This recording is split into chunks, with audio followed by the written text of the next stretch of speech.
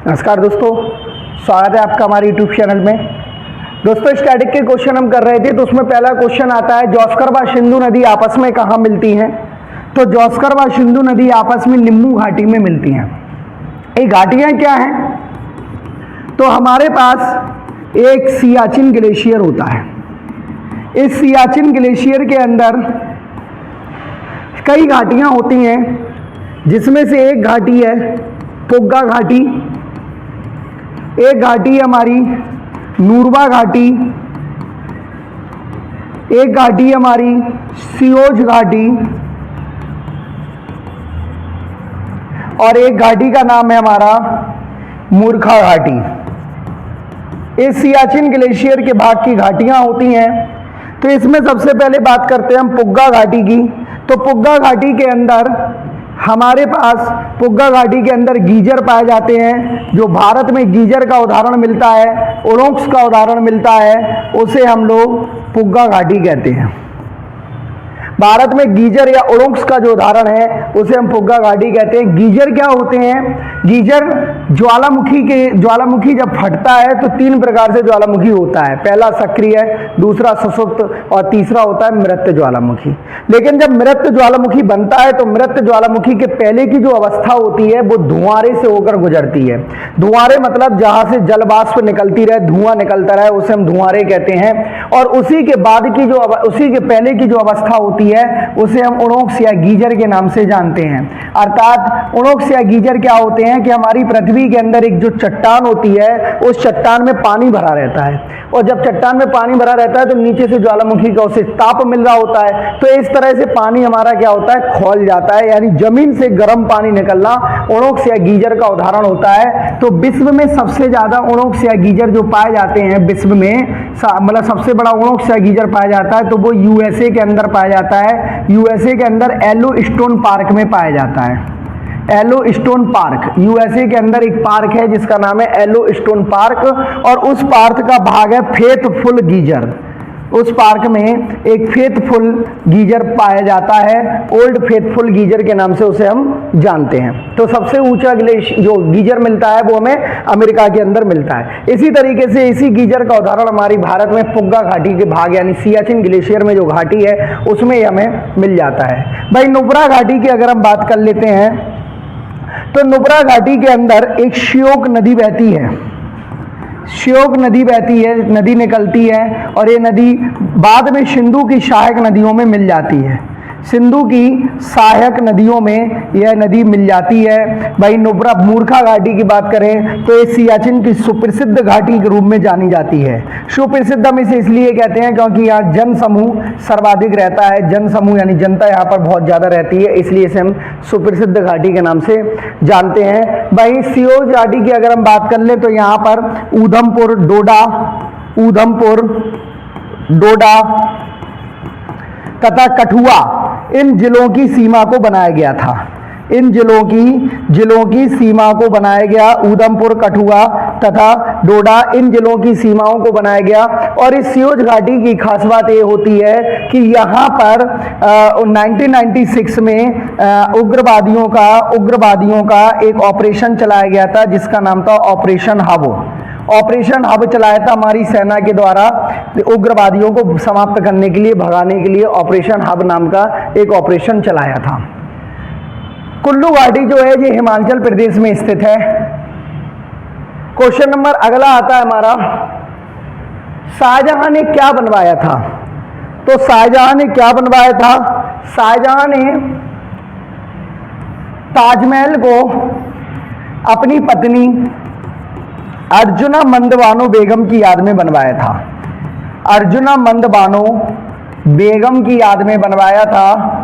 अर्जुना मंद बानो बेगम जो हैं ये भारत में मुमताज के नाम से जानी जाती हैं। मुमताज के नाम से जानी जाती हैं। और अर्जुना मंद बानो बेगम 14वें पुत्र के जन्म देते समय प्रसव पीड़ा में इनकी मृत्यु हो गई थी। प्रसव पीड़ा में इनकी मृत्यु हो गई थी। 14वें पुत्र को जन्म देते समय प्रसव पीड़ा में इनकी मृत्यु हो गई। वहीं फतेहपुर सीकरी का निर्माण जो है अकबर ने गुजरात विजय पर करवाया था। अकबर ने इसका निर्माण कराया और ये निर्माण जो है वो गुजरात विजय पर इसका निर्माण कराया था। गुजरात विजय पर अकबर ने। पंचमहल मोती मस्जिद का निर्माण भी अकबर के द्वारा कराया गया था। क्वेश्चन नंबर अगला है, 2028 के ओलंपिक खेल किस देश में आयोजित हुए होंगे, मतलब होंगे, किस देश में आयोजित होंगे? तो आपको बता दें कि ओलंपिक की शुरुआत सन 740 एडी से मानी जाती है। यूनान में एक पर्वत हुआ करता था, इस पर्वत का नाम था ओलंपिया। यूनान में एक पर्वत था, इस पर्वत का नाम था ओलंपिया। ओलंपिया पर्वत पर यूनान के बहुत सारे लोग पूजा करने जाते थे। तो पर्वत काफी ऊंचा था, तो लोग पूजा करते थे। कुछ लोग पूजा करते हुए नीचे उतरते थे, तो पर्वत से थक जाते थे, तो कई लोग पर्वत के ऊपर बैठे रहते थे, कई बीच में बैठ जाते थे, कई नीचे बैठ जाते थे। तो आसपास के जो गांव के लोग थे, इन लोगों ने यहां पर एकजुट होकर गेम खेलते थे। जो लोग, कोई कुछ खेल रहा है, कोई कुछ खेल रहा है, कोई कुछ खेल रहा है, तो लोगों को मनोरंजन का काम होता था। ये लोग सोचते थे कि बड़ा मनोरंजन का काम कर रहा है, तो लोग बड़ा मनोरंजन का काम होता था, तो बड़े बैठे बैठे आराम से देखते रहते थे और पूजा लोग करते आते रहते थे, चढ़ते रहते थे। ऐसा लगभग 1000 साल चलता रहा। 1894 में एक फ्रांस के व्यक्ति थे जिनका नाम था Pierre de Coubertin. Pierre de Coubertin, France के व्यक्ति पियरे डी कुर्बुडन जो थे, इन्होंने तय किया कि इन गेम्स को हम अंतर्राष्ट्रीय लेवल तक ले जाएंगे, और इन्होंने 1894 में आईओसी की स्थापना करी, इंटरनेशनल ओलंपिक कमेटी, आईओसी की स्थापना करी। और आईओसी की स्थापना करने के बाद इन्हें ओलंपिक का पिता या जनक कहा जाने लगा। पहले ओलंपिक शुरू यूनान के अंदर हुए। पहले ओलंपिक शुरू यूनान के अंदर हुए, और जो पहले ओलंपिक यूनान के अंदर शुरू हुए, तो इन ओलंपिक की खास बात ये थी कि यह 1896 में शुरू हुए थे। इसके बाद ओलंपिक चलते चले गए। 1940 में ओलंपिक नहीं हुए वर्ल्ड वार की वजह से, और 1940 में जब सेकंड वर्ल्ड वार था और 1944 में भी सेकंड वर्ल्ड वार था, तो इन दोनों सन में ओलंपिक नहीं हुए, ना 1940 में हुए ना 1944 में हुए। इसके बाद जो ओलंपिक हुए वो हुए 1948 में, और ओलंपिक चलते रहे।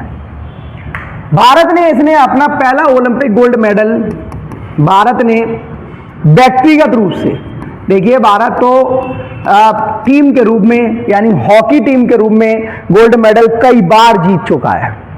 1928 से लेके 1956 तक ओलंपिक में लगातार मेडल जीते भाई साहब। लेकिन व्यक्तिगत रूप से भारत ने अपना पहला गोल्ड मेडल 2008 के ओलंपिक में जीता, और ये 2008 का ओलंपिक चीन की राजधानी बीजिंग में हुआ। वहीं 2012 का ओलंपिक लंदन में हुआ। वहीं 2016 का Olympic Rio de Janeiro Brazil में हुआ। रियो डी जेनेरियो ब्राजील में यह ओलंपिक हुआ। भाई 2020 में कोरोना की वजह से ओलंपिक ना हुआ, तो यह ओलंपिक 2021 में हुआ, जो जापान के टोक्यो में हुआ। जापान के टोक्यो में इन ओलंपिक को संपन्न कराया गया। भाई 2024 में जो ओलंपिक हुआ, इस ओलंपिक में फ्रांस में ये ओलंपिक कराया गया, और इस ओलंपिक में भारत को 7 मेडल मिले। भारत को 7 मेडल मिले। भारत को जो है वो 7 भारत को जो 7 मेडल मिले वो टोक्यो ओलंपिक में मिले, और वहीं 2024 में जो मेडल मिले वो 6 पदक मिले, जिसमें एक रजत मिला, एक सिल्वर मिला, और बाकी हमें ब्रॉन्ज से नवाजा गया। और वहीं यहाँ पर हमें जो पदक मिला था उसमें एक गोल्ड मिला था जो नीरज चोपड़ा के रूप में मिला था, और यही एक गोल्ड जो है वो इसमें हमें सिल्वर के रूप में कन्वर्ट हो गया, यानी नीरज चोपड़ा ने इसमें सिल्वर जीता था। भाई गोल्ड पाकिस्तान के नदीम जो भाला फेंक में आते हैं उन्हें फ्रांस ओलंपिक में गोल्ड मिला भाला फेंक के अंदर। तो 2028 के ओलंपिक कहाँ होना है? तो 2028 के ओलंपिक जो होना है वो अमेरिका के अंदर होना है, लॉस एंजल्स में।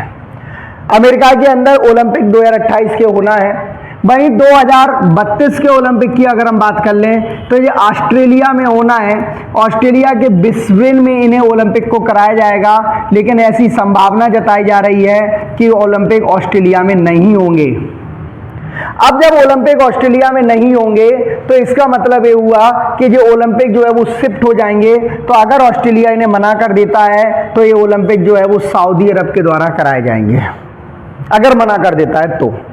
भाई 2036 के जो ओलंपिक होंगे उसकी मोस्ट प्रोबेबिलिटी है कि ओलंपिक भारत के अंदर कराए जाएंगे, क्योंकि ओलंपिक समिति की पहली भारतीय महिला कमेटी में सदस्य कौन बनी? नीता अंबानी।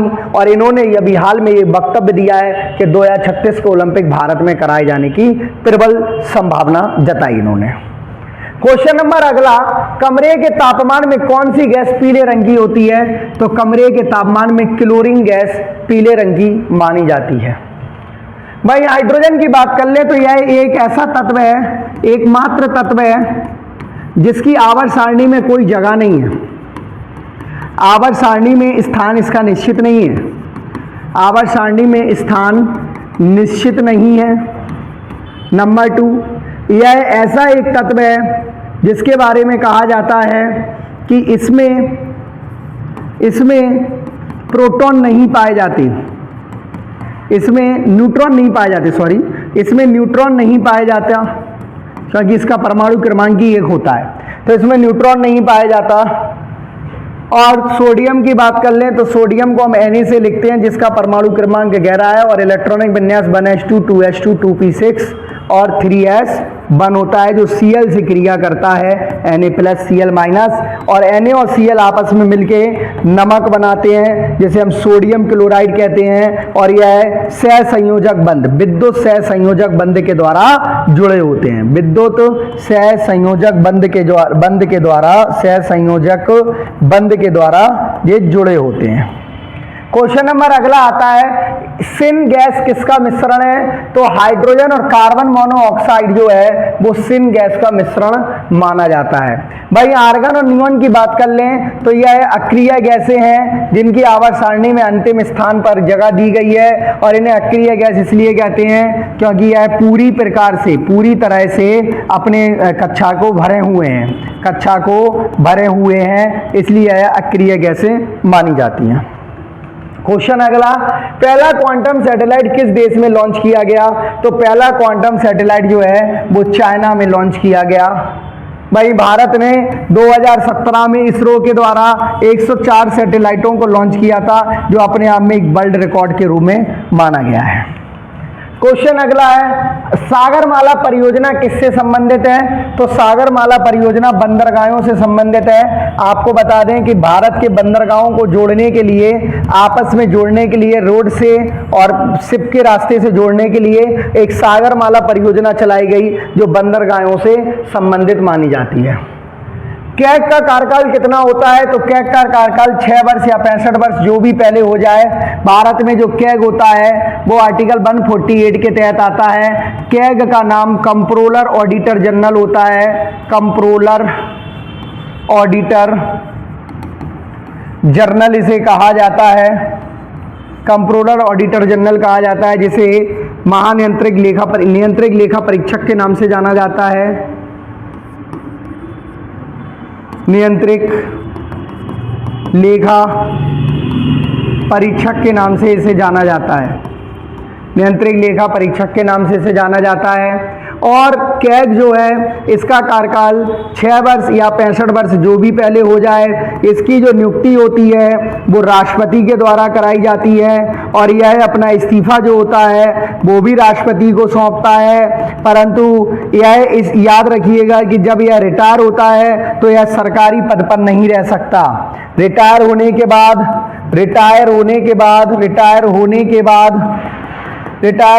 बाद यह सरकारी पद पर किसी भी सरकार के अंडर काम नहीं कर सकता, सरकार के अंदर काम नहीं कर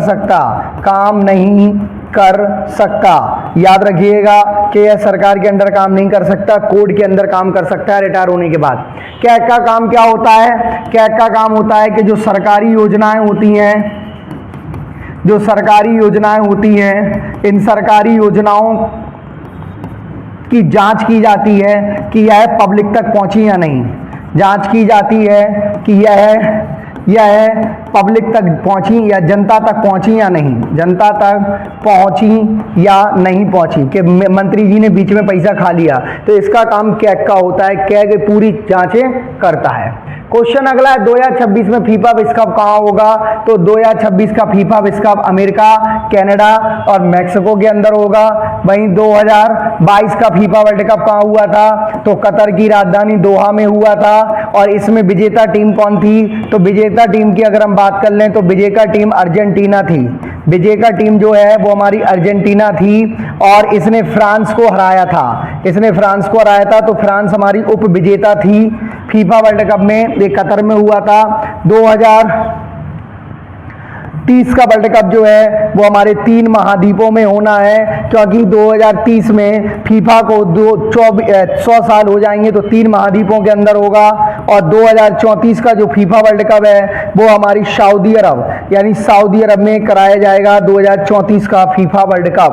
तो इस तरह से फीफा वर्ल्ड कप जो है वो आपको मैंने बताया। नंबर अगला है, मानव शरीर में ऊर्जा किस इकाई में मापी जाती है? तो मानव शरीर में ऊर्जा जो है वो कैलोरी में मापी जाती है। प्रोटीन जो होता है वो राइबोसोम के द्वारा संश्लेषित होता है। राइबोसोम के द्वारा संश्लेषण प्रोटीन का होता है, राइबोसोम के द्वारा इसका संश्लेषण होता है। वहीं विटामिन की खोज मिस्टर फंक ने की थी। विटामिन की खोज जो है वो हमारे मिस्टर फंक ने दी थी। मिस्टर फंक ने विटामिन की खोज की थी। हमारे पास जो विटामिन बी और सी है ये वसा में घुलनशील है, वहीं बी और सी जो है वो जल में घुलनशील है। वहीं ए के जो है एडक, यह वसा में घुलनशील है।